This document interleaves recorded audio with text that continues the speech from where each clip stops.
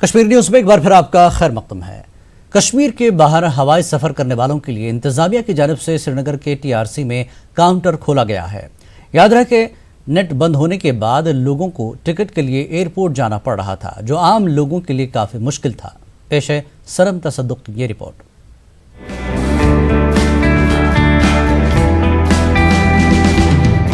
कश्मीर में मवासलाती निजाम मुकम्मल तौर पर बहाल न होने से आम लोगों को कई दुश्वारियों का सामना है। इंटरनेट बंद होने की वजह से कश्मीर से बाहर जाने के लिए रियासत के दूर उफ्तादा इलाकों के लोगों को एयर टिकट हासिल करने के लिए श्रीनगर हवाई अड्डा जाना पड़ता था। यहाँ तक कि श्रीनगर के लोगों को भी मुश्किल हालात में कम से कम 12 किलोमीटर का सफर तय करके एयरपोर्ट पहुँचना पड़ता था। इंतजामिया ने श्रीनगर के टूरिस्ट रिसेप्शन सेंटर में एयर टिकट काउंटर खोला है, जिससे लोगों को टिकट हासिल करने में आसानी हो रही है। आप जानते हैं कि इंटरनेट बंद होने की वजह से लोगों को काफ़ी मुश्किलात का सामना करना पड़ता है, और जहाँ तक एयर टिकटिंग का सवाल है तो लोग एयरपोर्ट पहुँच के वहाँ टिकट्स करते थे।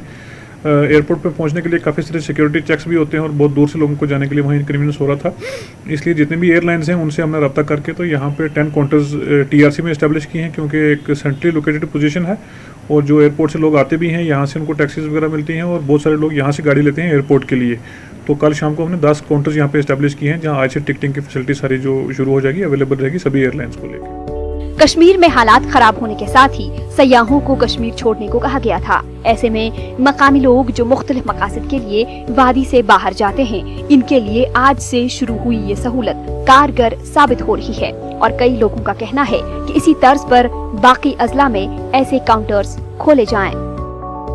हम एडमिनिस्ट्रेशन को और स्पेशली टूरिज्म डिपार्टमेंट को अप्रिशिएट कर रहे हैं इस सेटअप के लिए, और हम चाहते हैं कि ये सेटअप जो इन्होंने श्रीनगर में उठाया, ऐसे काउंटर नॉर्थ में भी होने चाहिए और साउथ में भी होना चाहिए, क्योंकि वहाँ से भी लोग आते हैं जो जिनको टिकटें बनानी है। ये लोगों के लिए बहुत बड़ी सहूलियत दी है यहाँ पे इंतज़ामिया ने, और रिस्पॉन्स बहुत अच्छा मिलता है और बहुत सारे लोग यहाँ पे आते हैं। कल से ये यहाँ पे स्टार्ट हो गया है, तो बहुत सारे लोगों को जो प्रॉब्लम होती थी पहले एयरपोर्ट जाना, वहाँ से टिकट बनवाना और नंबर ऑफ़ जो ये सिक्योरिटी चेक पॉइंट से गुजरना, तो वो उनके लिए बहुत बड़ी सहूलियत हो गई है। हालांकि इंतजामिया ने एयरलाइंस कंपनियों को यहाँ काउंटर खोलने के लिए कहा था, मगर अभी तक किसी भी एयरलाइन का काउंटर यहाँ काम नहीं कर रहा है।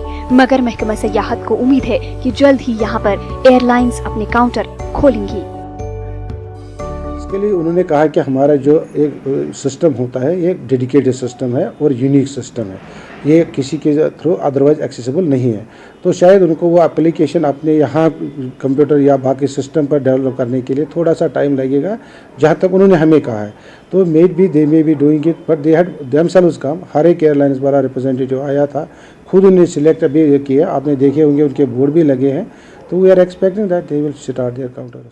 इंतज़ामिया की जानिब से ये फैसला कि यहाँ टीआरसी में टिकटिंग फैसिलिटी क्रिएट किए जाए, और यहाँ पे काम भी किसी हद तक शुरू हो गया है। लेकिन अगर हम बात करें तो यहाँ पे जो एयरलाइंस कंपनीज़ है उनका कोई भी काउंटर नहीं खुल पाया है। हालांकि 5 टूर ऑपरेटर्स जो यहाँ के मुकामी हैं वो यहाँ पे टिकटिंग फैसिलिटी लोगों को प्रोवाइड कर रहे हैं। जहांगीर अजीज़ के साथ सरम तसद्दुक, न्यूज़ 18 उर्दू, श्रीनगर। गवर्नर के मुशीर के विजय कुमार का कहना है कि वादी कश्मीर में स्कूलों को खोला गया है और हालात बतदरीज मामूल पर आ रहे हैं। उन्होंने कहा कि अनकरीब हालात का मुशाहदा करने के बाद मोबाइल फोन सर्विस बहाल की जाएगी। विजय कुमार आज जम्मू में मीडिया के सवालों का जवाब दे रहे थे। We are gradually opening up the schools. Here in Jammu side, the situation is a little different. In the valley, we are calibrating and according to the situation, we are opening up. Middle schools, etc., will be open. Then only finally to the senior classes, and thereafter we'll think of the universities.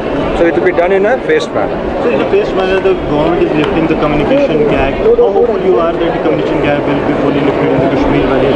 It will ultimately be fully lifted, but as, when, and how exactly, I will not speculate now. We will be taking day-to-day calculations of what is happening, and we'll take a call. In the interest of public, their own safety, and in the communication necessity, we'll balance both. Rajouri के अवाम ने इंतजामिया से appeal की है कि जिले में mobile और इंटरनेट खदमात बहाल की जाएं।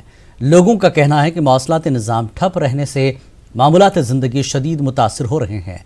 लोगों के मुताबिक राजौरी में सूरत हाल काबू में है, लेकिन फिर भी इंतजामिया मवासलाती निज़ाम क्यों बहाल नहीं कर रहा है।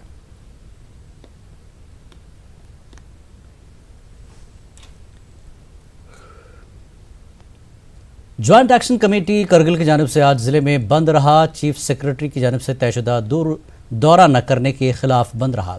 दफा 370 की मनसूखी और लद्दाख को अलग से यूनियन टेरिटरी बनाने के बाद डीसी ने मकामी अफराद को यकीन दिलाया था कि चीफ सेक्रेटरी जिले का दौरा करते हुए आवाम से तबादला ख्याल करेंगे। तमाम चीफ सेक्रेटरी का दौरा न होने पर ज्वाइंट एक्शन कमेटी करगिल ने 2 रोज़ा बंद का फैसला किया। द्रास और सिंको सब डिवीजन समेत जिला करगिल के मुख्तलिफ मकामात पर दुकानें बंद रहीं, ताहम इमरजेंसी खदमात में कोई खलल नहीं पड़ा। इंतजामिया की जानिब से सिक्योरिटी के मुनासिब इंतजाम किए गए थे।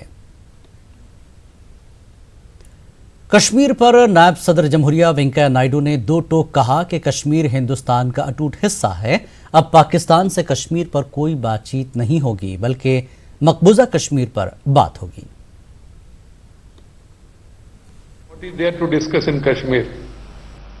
Kashmir is an integral part of India. From 1952 onwards, 54 onwards, elections are held. Chief ministers are elected. There is an elected government at the state. Members of parliament are being elected. And what is there not to discuss? Yes, there is something remains to be discussed. I do agree. The remaining thing to discuss is about with our neighbor is hand over the remaining part of Kashmir to us. That is POK. दफा 370 के ताल्लुक से अर्जियों पर supreme court में आज समाअत हुई। अदालत ने मनसूखी की आईनी हैसियत को चुनौती देने वाली तमाम अर्जियों को आईनी बेंच के सुपुर्द कर दिया है। इन अर्जियों पर आईनी बेंच अक्टूबर में समाअत करेगी।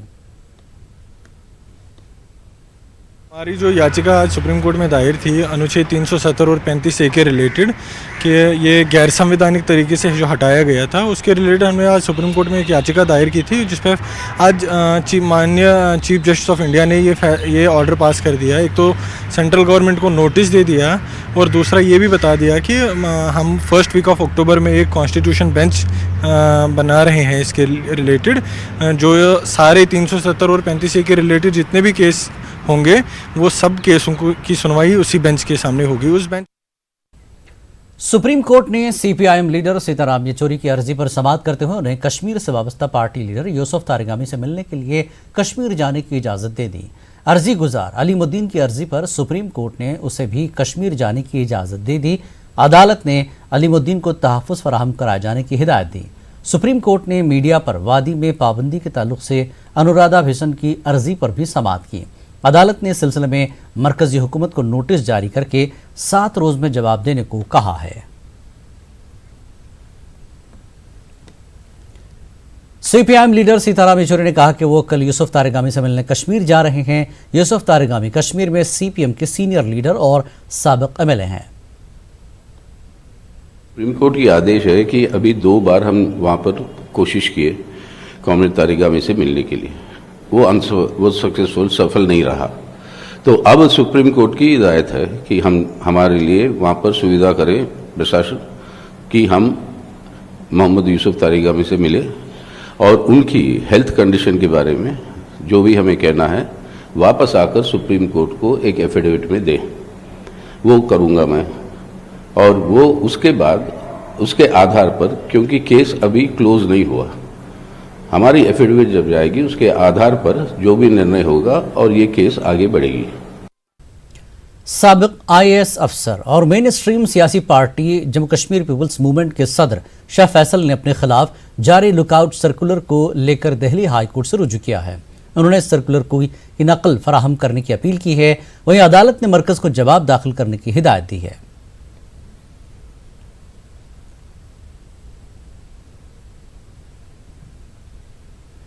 बीजेपी के रियासती सदर रविंद्र रैना ने कांग्रेस को शदीद तनकीद का निशाना बनाया। रविंद्र रैना ने कहा कि कांग्रेस लीडरान पाकिस्तान की जबान में बात कर रहे हैं। साथ ही उन्होंने कहा कि कांग्रेस का दोहरा मयार भी सामने आ गया है। कांग्रेस पार्टी के सभी बड़े नेता, जिसमें श्री राहुल गांधी, मणिशंकर अय्यर, गुलाम नबी आजाद, दिग्विजय सिंह, अधीर रंजन जैसे नेता पाकिस्तान की भाषा बोल रहे हैं। जो भाषा पाकिस्तान के अंदर इमरान खान बोल रहे हैं, पाकिस्तान की सेना के चीफ, आईएसआई के चीफ, लश्कर, जैश और हिजबुल मुजाहिदीन आतंकी संगठनों के सरगना जो भाषा पाकिस्तान में बोल रहे हैं, वही भाषा भारत के अंदर कांग्रेस के नेता बोल रहे हैं। राहुल गांधी जी ने देश के साथ बहुत बड़ी गद्दारी की है। कांग्रेसियों ने भारत माता की पीठ पर छुरा घोंपा है। कांग्रेस के बयानों को पाकिस्तान के अंदर उजागर किया जा रहा है और कांग्रेस के नेताओं के आधार पर आज इमरान खान यूनाइटेड नेशन के अंदर जम्मू कश्मीर में जाने, यूनाइटेड नेशन में जाने की बात कर रहे हैं। कांग्रेस पार्टी के नेताओं के डीएनए में गद्दारी है, खून में गद्दारी है। कांग्रेस पार्टी पाकिस्तान और आतंकवादियों की भाषा बोल रही है। जब एक देखा कि 130 करोड़ हिंदुस्तानी सारे प्रधानमंत्री नरेंद्र मोदी साहब के साथ हैं, तो गिरगिट की तरह रंग बदलते नजर आए राहुल गांधी। ये राहुल गांधी का दोहरा चरित्र है, दोहरे मापदंड हैं। सारा देश जानता है कि कांग्रेस के लोगों ने धारा 370 हटते ही पाकिस्तान के एजेंडे को आगे बढ़ाया। जो एजेंडा पाकिस्तान पूरी दुनिया में लेके जा रहा है, उसी एजेंडे को भारत देश के अंदर कांग्रेस पार्टी के नेताओं ने आगे बढ़ाया। राहुल गांधी जी और कांग्रेस के तमाम बड़े नेताओं ने देश के साथ गद्दारी की है। देश कांग्रेस को माफ नहीं करेगा। देश के अंदर जो विपक्ष के नेता हैं, सीताराम येचुरी जी को कश्मीर आने से पहले बंगाल जाना चाहिए। और जो तांडव बंगाल के अंदर ममता बनर्जी ने किया है, बेगुनाह लोगों की हत्याएं हो रही हैं, केरल के अंदर इनोसेंट लोग मारे जा रहे हैं। सीताराम येचुरी जी को ऑनरेबल सुप्रीम कोर्ट में पिटीशन दायर करके बंगाल और केरल भी जाके देखना चाहिए कि वहां क्या हो रहा है। वक्त एक ब्रेक के बाद फिर लौटेंगे।